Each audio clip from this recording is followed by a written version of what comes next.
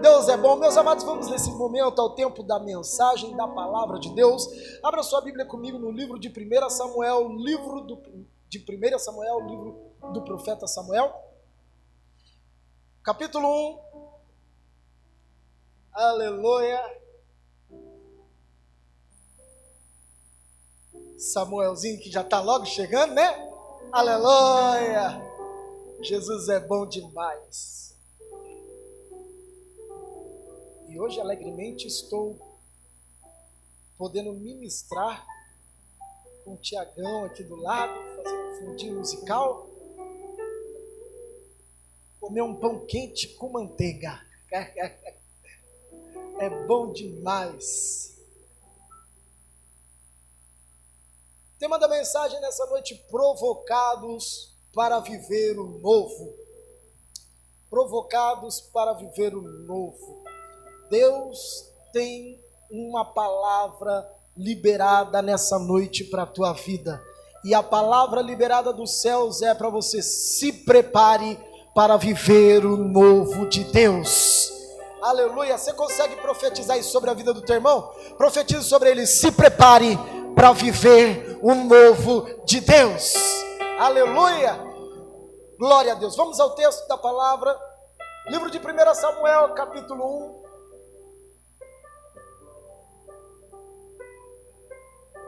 1 Samuel, capítulo 1, a partir do primeiro versículo. Eu vou somente me ater ao versículo-chave, que é o versículo de número 7, mas para que você possa entender o contexto, nós leremos então do primeiro até o verso de número 11, tá bom? Havia certo homem de Ramataim Zufitá, dos montes de Efraim, chamado Eucana, filho de Jeroão, filho de Eliú e bisneto de Tou. Filho do Efraimita Zuf. Ele tinha duas mulheres, uma se chamava Ana e a outra Penina. Penina tinha filhos, Ana, porém, não tinha. Todos os anos, esse homem subia de sua cidade, pode abaixar um pouquinho. Esse homem subia de sua cidade a Siló para adorar e sacrificar ao Senhor dos Exércitos. Lá, Ofni e Finéias, os dois filhos de Eli, eram sacerdotes do Senhor.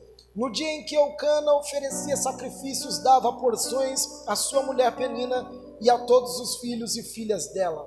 Mas a Ana dava uma porção dupla, porque a amava, apesar de que o Senhor a tinha deixado estéril.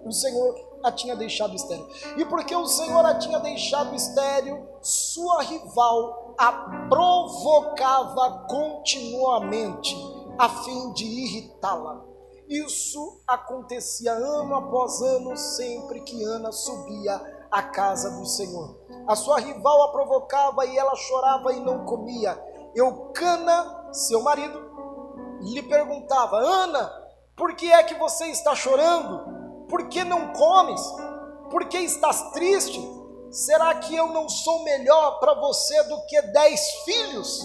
Certa vez, quando terminou de comer e beber em Siló, estando o sacerdote Eli sentado numa cadeira junto à entrada do santuário do Senhor, Ana se levantou e com a alma amargurada chorou muito e orou ao Senhor e fez um voto dizendo: ó Senhor dos Exércitos, se tu deres atenção à humilhação da tua serva, te lembrares de mim e não te esqueceres da tua serva, mas lhe deres um filho, então eu o dedicarei ao Senhor por todos os dias da sua vida, e o seu cabelo e a sua barba nunca serão cortados. Amém?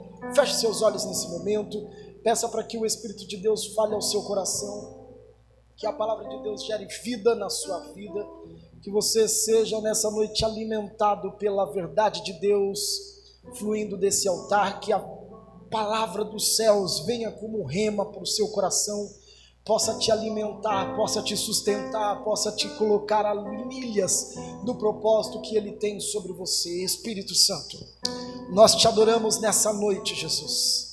Oh Senhor, nós já sentimos a Tua presença no nosso meio, nós já sentimos a Tua glória, Senhor, nesse ambiente. Continue a passear, ó Deus, nesse lugar e a manifestar o teu propósito nos nossos corações. Nós nos abrimos, ó Deus, plenamente, ó Deus, para ouvirmos a tua voz, para sermos provocados, incomodados, levados, ó Senhor, à dimensão do teu Espírito.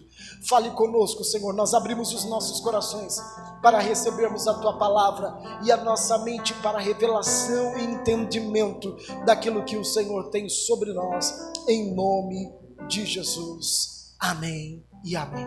Amém. Meus amados, como falamos, no versículo de número 7, ele traz algo muito importante e interessante, dizendo: quando Ana subiu à casa do Senhor, ela sofria em razão das afrontas em que Penina tinha com relação à vida dela, por ela ser estéril, e ela se sentia provocada, irritada em razão da circunstância. E aí o texto do primeiro versículo até o verso de número 11, ele nos traz o contexto do que é que acontecia. Eucana, esposo de Ana e de Penina, ambos subiam todos os anos, como de costume, a Jerusalém para prestarem sacrifício e adoração ao Senhor ao templo, como ocorre até os dias de hoje com os judeus, quando sobem para prestarem adoração. E nos diz a palavra algo muito importante, dizendo que Ana era estéril porque o Senhor havia fechado-lhe a madre. Porém Penina tinha filhos, mas Eucana amava mais a Ana, e quando dividia-se o sacrifício, ele dava-se mais em parte a Ana do que a Penina. E aí, por tudo isso, tinha aquela disputa entre Penina e Ana com relação aos seus filhos, a herança, quem teria, quem poderia, quem não poderia. E aí está todo o contexto dessa história da vida de Samuel, do nascimento de Samuel, a profecia deliberada, a vida de Samuel. Entretanto, o que eu quero dizer nessa noite, o que o Espírito de Deus colocou no meu coração, é em relação a esse momento em que Ana viveu, nesse embate com Penina, em que ela foi provocada, porque somente uma provocação tirou Ana do estado de inércia, de paralisia em que ele estava, para que ela se jogasse aos pés do Senhor e buscasse ao Senhor em clamor, em adoração, em gratidão, para que a conduta, a história, a vida dela fosse alterada. Se existe uma forma de Deus nos alinhar ao seu propósito, se existe um jeito de como Deus, ele pode nos direcionar ao seu plano perfeito, ao seu plano exato sobre nós, é provocando-nos à centralidade da sua vontade. A pressão das provocações, elas nos empurram ao propósito de Deus. Todas as vezes que somos provocados na nossa vida, provocados na nossa espiritualidade, provocados no nosso ministério, provocados na nossa profissão, provocados com a nossa consciência, provocados dentro da nossa casa, nós somos empurrados ao destino em que Deus ele tem delimitado e tem preparado para nós. Ou seja, o que eu vi e o que eu vejo aqui dentro da história de Ana é que o que levou Ana a gerar Samuel não foi somente a palavra liberada pelo Senhor, não foi somente a incomodação que ela tinha com relação a Penina, porque Penina tinha filhos e ela não. O que levou ela é a provocação que mudou o íntimo dela e colocou ela no eixo para que ela voltasse ao propósito de Deus. Sabe o que eu entendo aqui? Cristãos maduros têm discernimento espiritual, que as provocações da vida podem transformar as pressões em manifestações do poder de Deus. Ou seja, não adiantava Ana reclamar: Senhor, eu sou estéril, Penina me afronta, eu vivo embates na minha vida, eu não aguento mais sofrer essa perseguição de Penina, eu não aguento mais ser afrontada, ser irritada. Ei, ela poderia paralisar, ela poderia murmurar, sim, ela poderia somente chorar, como o texto fala que ela chorou, mas a Bíblia nos ensina que Ana chorou, mas logo ela se levantou e foi orar. Sabe sabe o que Deus está nos incentivando e nos direcionando hoje? Que crentes maduros não paralisam com a crise, não paralisam com as palavras contrárias, não paralisam diante das circunstâncias, das provocações que você tem. As provocações que você recebe, elas têm que ser um propulsor para que você possa alcançar o propósito de Deus para a tua vida. Ah, mas eu estou sendo provocado. Entenda que a provocação é o jeito de Deus de incomodar você. A provocação é a forma de como Deus está colocando lá os espinhos dentro do seu lugar de comodismo. E o primeiro segredo que eu vejo aqui é que se não formos provocados, nós caímos no comodismo. Ana poderia ter morrido estéril, mas ela foi provocada por Penina, e a provocação dela levou ela à centralidade da vontade de Deus. E aí fica a nossa escolha, quando sofremos as provocações: ou ficamos de birra, ou nós nos levantamos e vamos para cima. Você está sofrendo afronta? Tem gente que tem esse problema, né? Eu tinha uns membros que sofria desse tipo de coisa. Ai, pastor, tá tão difícil lá no meu trabalho, tá uma perseguição. Já ouviram falar um negócio desse? Pastor, eu estou sofrendo uma perseguição do meu chefe. Ué, por que você não seja então o melhor profissional que você pode ser? Por que você não se aprofunda melhor? Ai, pastor, eu já fui líder de jovens por mais de 20 anos na minha vida. Essa carinha minha de novo aqui, eu só tenho 15, mas eu fui líder de jovens por muito tempo na igreja. E todos os dias tinha isso: pastor, é tão difícil dentro de casa, meu pai é uma tormenta, minha mãe é uma prova, meu irmão é um capetinha, eu não sei mais o que eu faço, eu não aguento. Falei, e o que você já fez para ser melhor? Para ser um melhor filho dentro da sua casa? Para atrair a presença de Deus para dentro do ambiente de onde você está? Porque não há nada que não gere transformação, a não ser a glória de Deus atraída para um ambiente. Sabe o que Ana fez? Ana tinha de tudo para murmurar, Ana tinha de tudo para reclamar, mas ela foi para onde? Para os joelhos, ela foi buscar ao Senhor. E quando ela buscou ao Senhor, ela atraiu a presença de Deus. Sabe o que precisamos para a nossa vida? Atrair a presença de Deus sobre nós. Não adianta viver um cristianismo de blá blá blá, um cristianismo fajuto de crentes que não querem responsabilidade com Deus, que não querem viver uma vida de intimidade com Deus.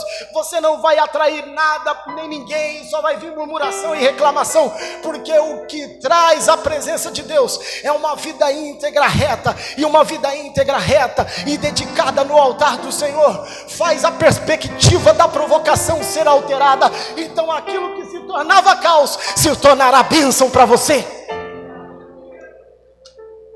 Existem momentos que Deus usa pessoas, situações, circunstâncias para nos empurrar à centralidade da vontade dele. Sabia disso?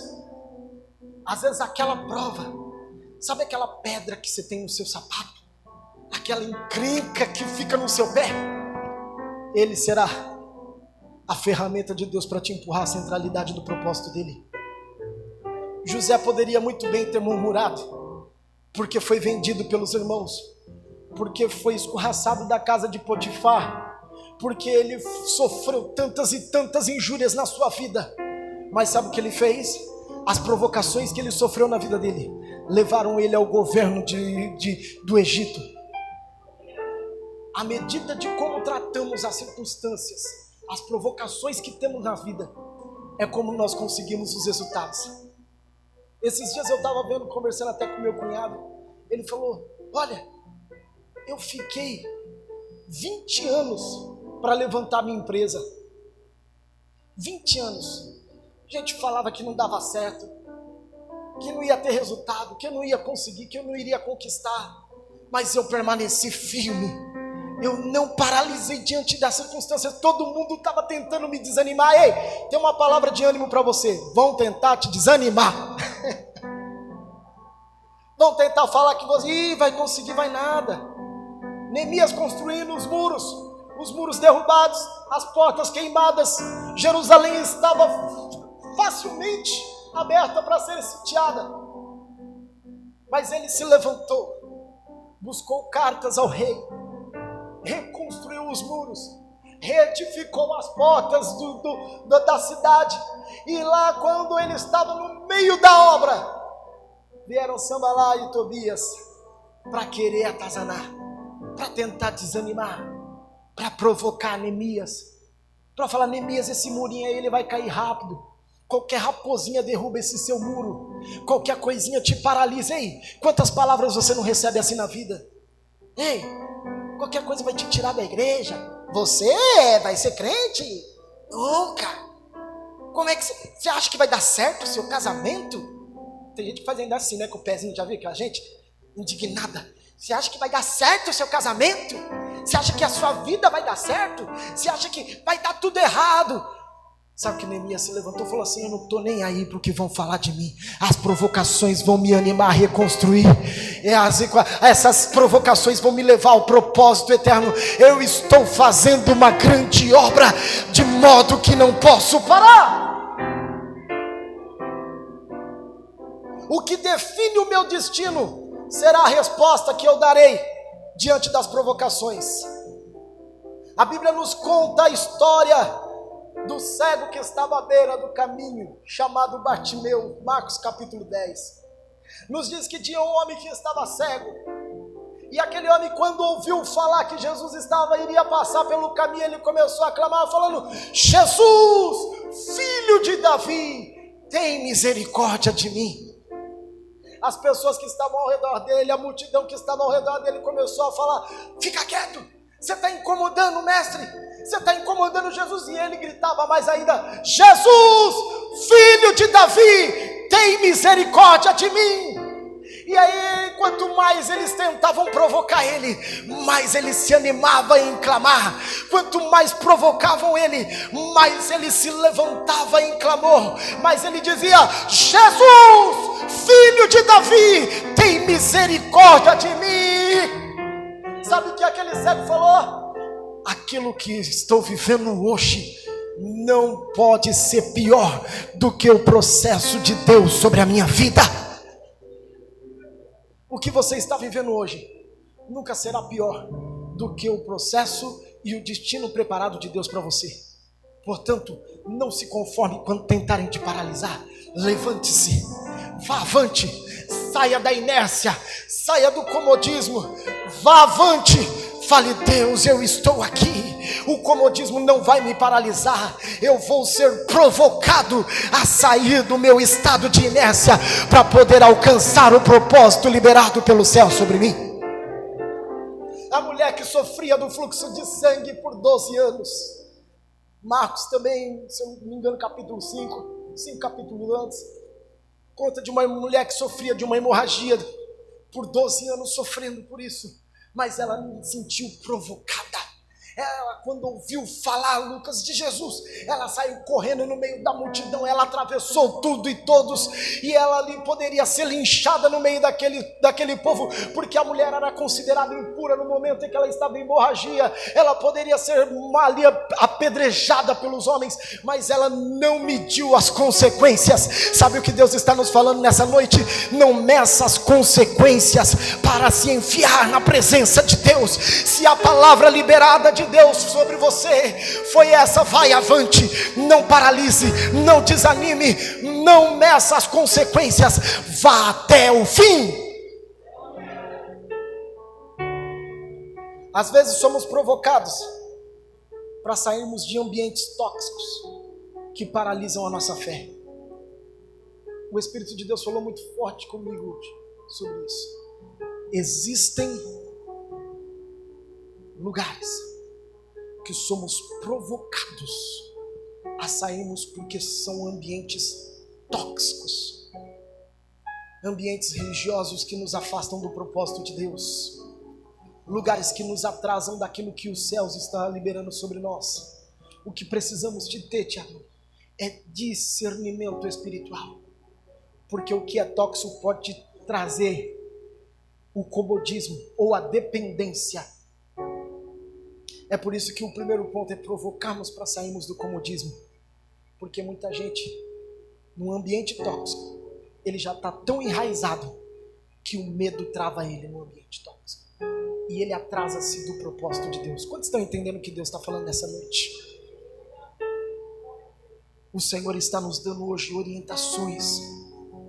Não permita que a inércia paralise a missão e o chamado que Deus te deu, a ponto de Deus ter de passar a terceiro aquilo que era sobrecarregado sobre você.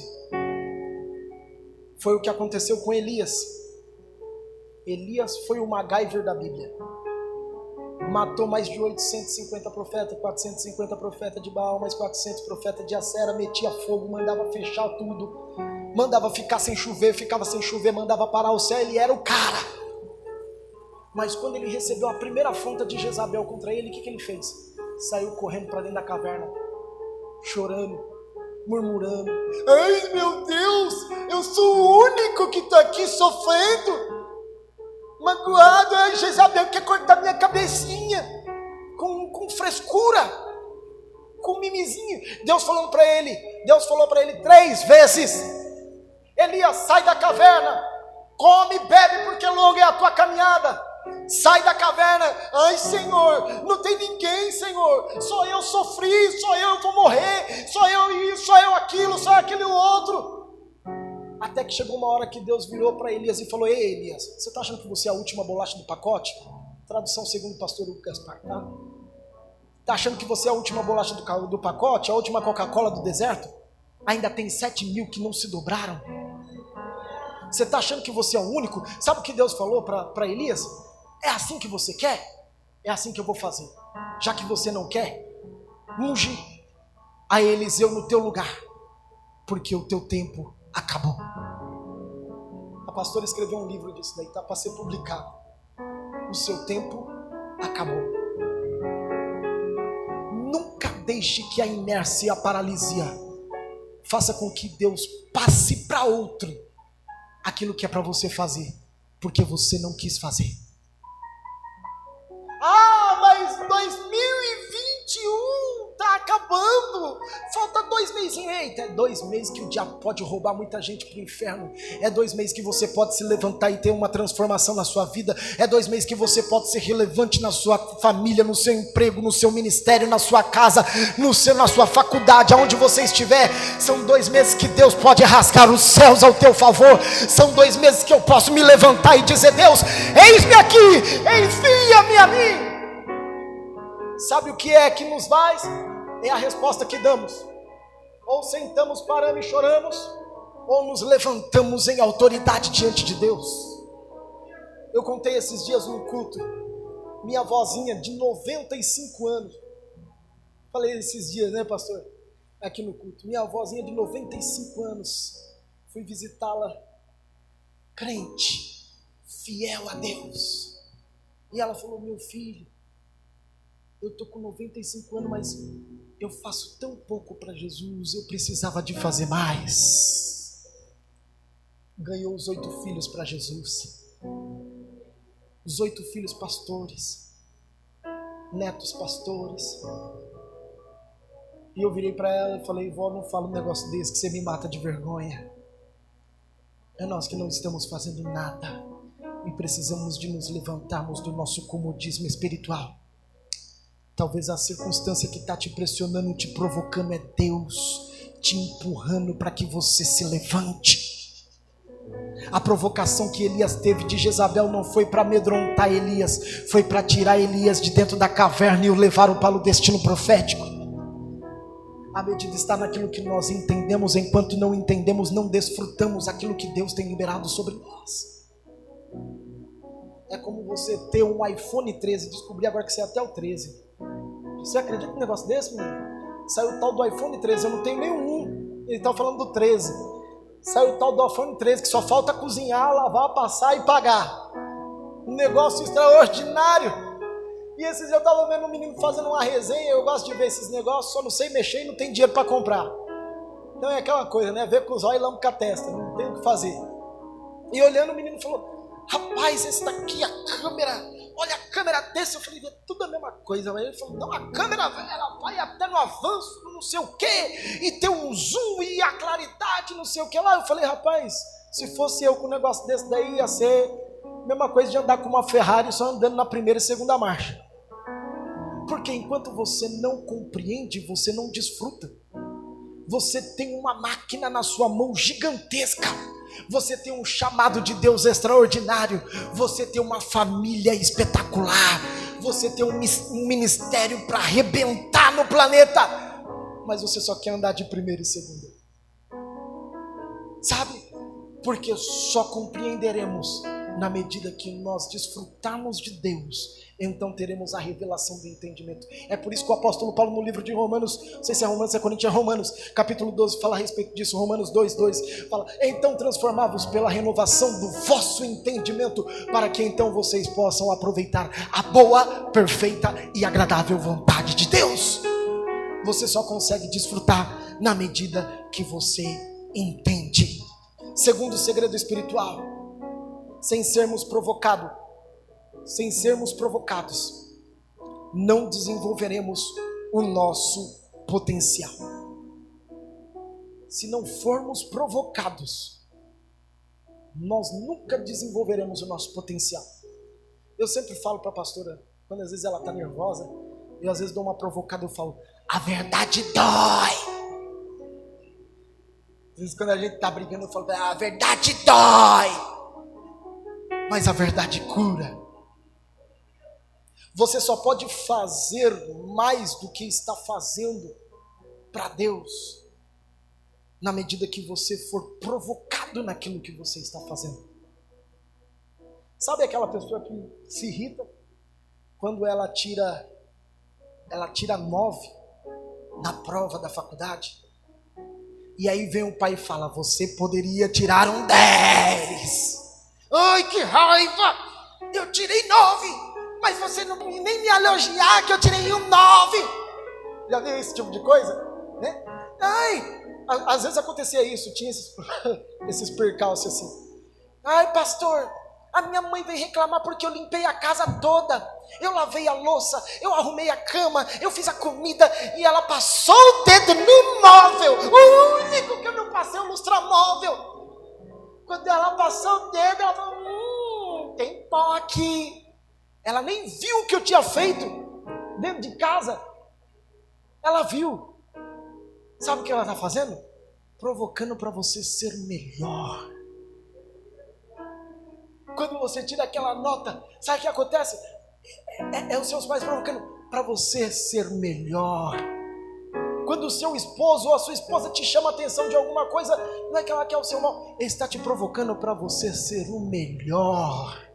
Para despertar em você um potencial. Sabe por quê? Porque há um potencial de Deus em nós. E se nós paralisarmos, se nós estagnarmos, a tendência é continuarmos e nos mantermos na mediocridade. E acharmos que o mediano está tudo bem. É verdade. O mediano nos deixa cômodo. O mediano nos deixa cômodo. Ah, eu oro 10 minutos. Tá bom. Tá mediano, mas que tal arriscar 30 minutos? Que tal arriscar 1 hora? Ah, eu leio um versículo da palavra. Que tal ler um capítulo? 2? Ter um tempo de meditação? Que tal entrar dentro do seu quarto? Você não tem um teclado bonito como esse do Tiagão para você poder adorar? Ou uma viola bonita para você adorar? Liga lá na internet, no YouTube, fecha a porta do seu quarto, põe um tempo de adoração e vai em comunhão com o Pai, para que o seu Deus em secreto te responda. Você pode mais. Dá um cutucão assim no seu irmão com muito carinho, assim, para ele não ficar irritado. Fala: você pode mais. Aleluia. Deus está nos provocando a crescermos e melhorarmos um pouco mais. Se o nosso cristianismo não nos faz sermos pessoas melhores em todas as áreas da nossa vida, estamos vivendo uma mentira diária. Se o seu culto de domingo não reflete na sua segunda-feira, de nada vale o seu tempo de adoração nesse lugar. Porque a palavra que flui desse ambiente, ele tem que gerar relevância para você na segunda-feira, na terça, na quarta, até a próxima semana que você encontrar com Deus novamente. Porque você tem que ter uma relevância, de nada adianta eu pregar a mensagem para você sair daqui cuspindo fogo, rodando pirueta e falar: o culto foi extraordinário. Eu vim do mundo ultra pentecostal, gente, que a gente rodava, dava pirueta, só fazia rodar assim de ponta cabeça no chão, chutava as cadeiras, depois falava: como é que foi o culto? Foi demais! Qual foi a palavra? Não sei. O que você vai fazer amanhã? Não sei, mas sei que foi bom. Só sabe disso. Por quê? Porque se a palavra e o seu cristianismo de hoje não se tornar relevante na sua vida de amanhã, não vale de nada. Se a sua palavra, se a palavra que for liberada aqui não gerar fruto para você no seu trabalho, no seu ambiente familiar, no seu ambiente com os seus amigos, com o seu marido, com o seu esposo, com os seus pais, é um cristianismo fajuto, de nada tem valor. Por quê? Porque precisamos de nos manter em um nível, em um potencial em que cresceremos em Deus todos os dias. O que precisamos é de um batismo de avivamento de Deus sobre nós, que nos levará a crescermos dia após dia. Você tem que ser um crente melhor. Você precisa de ser um evangelista melhor. Você precisa de ser um pastor melhor. Você precisa de ser um propagador da graça melhor. Você precisa de ser um adorador melhor. O que você fez hoje é mediano perto do que você pode ser amanhã, do seu potencial. Deus está te provocando para você ser melhor. Terceiro e último ponto da mensagem nessa noite: sem provocação, não enxergamos as oportunidades que nos aparecem. Sabia disso? Sem sermos provocados, nós nunca enxergaremos as oportunidades que nos aparecem. Davi e Golias. Sabe da história de Davi e Golias? O que é que fez Davi lutar com Golias? O que nos diz a história? Escola de discípulos, cadê os alunos? O que é que fez Davi lutar com Golias? Foi que ele ia ter alguma coisa? Sim. Qual foi a promessa que ele recebeu? Que ele iria casar com a filha de Saul e teria isenção para o resto da sua vida. Acho que a filha de Saul foi a menor de todas as coisas. Acho que a isenção, acho que foi o melhor benefício que ele tem. Imagina se fosse no tempo de hoje, não pagar tributo. Só o fato de você não pagar imposto, IPTU, IPVA. Jesus, que bênção. Davi, ele viu em Golias a oportunidade que transformaria não somente a vida dele, mas toda a sua geração. Sabe por que a isenção não ficou só em Davi? Toda a sua geração não pagou em tributo em Israel. Até hoje, os herdeiros de Davi não pagam, por conta da oportunidade que Davi não deixou passar. Golias se levanta lá, os filisteus, no meio lá do povo, do exército de Israel, todo mundo com medo, Saul enclausulado com medo, trancafiado, e ele falou: ei, tem algum aí desse povinho que pode me enfrentar aqui? Davi olhou assim de rapidizóio, mediu, olhou as circunstâncias, falou: o que eu ganho? Saul falou: tu casa com a minha filha e leva isenção em tudo dos tributos. Ele falou: quem é esse incircunciso que se levanta contra o povo de Deus? Ele foi diante das circunstâncias porque ele viu uma oportunidade. Davi viu uma oportunidade. E o que é que fez ele vencer isso? Foi o desafio que lhe foi proposto. Ele aceitou o desafio que lhe foi proposto. À medida que nós vivemos desafios na nossa vida, a tendência é ou desanimarmos, ou nos assustarmos, ou retroagirmos, ou agirmos contrário àquilo que Deus tem nos proposto. Eu já contei aqui um testemunho, mas eu vou repetir, até é interessante isso daí.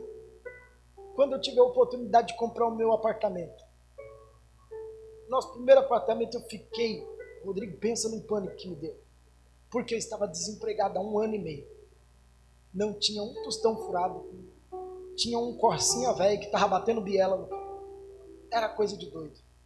Mas chegou um irmão e falou assim: pastor, eu quero vender o meu apartamento para você. Eu falei: irmão, você está faltando discernimento espiritual, porque você não está entendendo.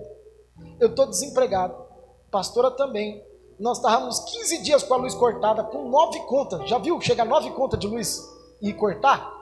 Era um anjo que estava conectando durante esse tempo todo, para não atrasar. Até que chegou uma hora que o anjo não aguentou. Falou: gente, paga lá. 9 contas atrasadas na Eletropaulo, sem pagar, um tempo de crise terrível que nós vivemos. Eu me lembro que nós comprávamos um ovo, batíamos um ovo, era 25 centavos, hoje você não encontra. Eu fui comprar uma caixa de ovo esses dias, eu paguei R$30. Falei: Satanás, tira a mão dos ovos. 30 conto uma cartela de ovo. Fui comprar um ovo, nós comprava ovo por 25 centavos. Batia, pastor Marcos, batia, virava aquela omelete assim, comia almoço e janta, que era o que nos sustentava, sem condição nenhuma. A pastora estava lembrando esses dias do meu sapato furado, que eu ia trabalhando com o sapato furado. Ela colocava o papelão no fundo do sapato para eu poder ir trabalhar durante a semana. E quando nos veio a oportunidade do apartamento, eu olhei todas essas circunstâncias, mas eu falei: Jesus, quando que eu vou ter uma oportunidade como essa? Eu vou abraçar. Sabe por quê? Porque existem oportunidades que vêm e nunca mais retornam. E nós nunca podemos perder o tempo, o time, a estação exata da oportunidade aberta. Por isso que no livro de Eclesiastes, capítulo 8, verso 6, fala que para todo propósito, o povo já sabe daqui, para todo propósito, Deus tem o seu tempo e o seu modo. Nunca perca o time da estação, do que Deus está liberando. Se Deus lhe abriu uma porta, entre. Se Ele lhe colocou diante, primeiro peça a confirmação, para você não entrar em barca furada. A confirmação vem na medida que nós nos relacionamos com Deus, porque quem se relaciona com Deus não é enganado. O apóstolo Paulo diz que o homem espiritual discerne de todas as coisas e de nada discerne. Porque quando você entra e anda debaixo da nuvem, você tem visão, você tem entendimento. Então quando lhe aparece a oportunidade, você não perde. Você fala: opa, é nessa que eu vou pegar. E quando nós entramos nessa e eu peguei o apartamento, eu falei: Jesus, desempregado, não tinha condições. Sabe quanto que era o valor da minha prestação? R$2.500 fora condomínio. Como é que você paga R$2.500 desempregado? Eu falei: Jesus, vai ser um ato de fé. No primeiro mês, Deus nos abriu uma porta num feriado. E no primeiro mês que eu ia receber, eu recebi o valor do meu salário, 13º, e ainda fiquei em casa até virar o ano. Foi o dinheiro certinho, Rodrigo, que eu consegui pagar o valor da prestação e pagar o valor que eu precisava de pagar do condomínio. Porque toda oportunidade cedida por Deus tem as provisões vindas dos céus. Se Deus lhe tirou, se Deus lhe colocou em uma oportunidade, e abriu uma porta para você, possa ter certeza que Ele é Deus para te sustentar. Deus é Deus para te sustentar. 4 coisas Davi tinha quando ele recebeu essa oportunidade. Primeiro delas, uma provocação. Diga comigo: uma provocação. Não, tá fraco, gente. O que acontece? É desânimo. Pode puxar um pouquinho a máscara aí, não tem problema. Fala: uma provocação. Aleluia. Segundo segredo que ele tinha, uma promessa. Terceira, uma palavra. 4, um destino. Aleluia. 4 coisas Davi tinha. Primeira delas, uma provocação. Quem é que pode me matar? Ele foi provocado. Quando ele foi provocado, ele recebeu uma palavra. Ele recebeu uma promessa. A promessa era: quem matar vai ganhar a filha e ter isenção. Então ele falou, opa, eu já tenho aqui uma provocação e tenho uma promessa. Logo em seguida ele recebeu uma palavra. A palavra veio direto do Senhor para a vida de Davi. Ei, eu não vou contra ti com espadas e nem com lança, mas eu vou contra ti em nome do Senhor. Aleluia! E ele tinha um destino. Sabe qual foi o destino de Davi? 15 anos depois, ele se tornou rei de Israel. Porque ele tinha uma provocação que liberou uma promessa debaixo de uma palavra profética que o levou ao destino como rei de Israel. Ei, o Espírito Santo está lhe falando nessa noite. Eu estou te provocando para você viver tempos extraordinários na sua vida. Eu estou te convocando para você sair do comodismo, da paralisia, da inércia. Eu estou te provocando para te levar ao nível maior de relacionamento comigo. Eu estou te provocando no teu trabalho para você ser melhor, no teu ministério para você ser melhor, na tua mentalidade para você crescer mais em mim. Eu estou provocando você para que você entre em mim e eu entro em você, a ponto de sermos um misto, para que você possa alcançar ao destino liberado do céu sobre você.